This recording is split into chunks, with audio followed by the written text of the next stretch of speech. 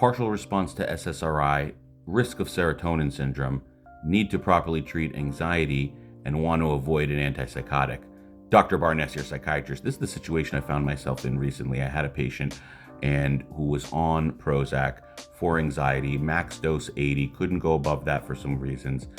They had a clear improvement in some major symptoms, but also had some remaining symptoms that were immensely important to treat and were affecting quality of life. So I went over all the options, and I found myself in the interesting situation of actually wanting to mix SSRIs. And this is something where 99% of the time, roughly, I will not do. Allow me to explain.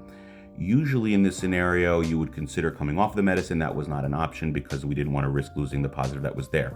Also, you can add an antipsychotic, classically studied as an adjunct, but because of some metabolic issues and some medical problems, I could not add an antipsychotic here.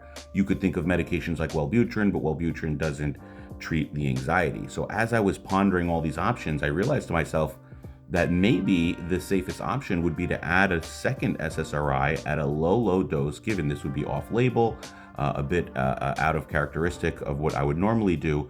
But considering all variables, I actually felt like it was the right move. Now, we didn't decide, and we're going to think about it more, but I figured a low dose, even like a 12.5 or something like that, and then educating the patient on what serotonin syndrome is, how to look out for it. Anecdotally, I'll say serotonin syndrome is something that I fear, but it's also very rare in general. And if you're caught early, in my experience, you can reverse it with no issue. Would love people's opinions. Hit me up in the comments.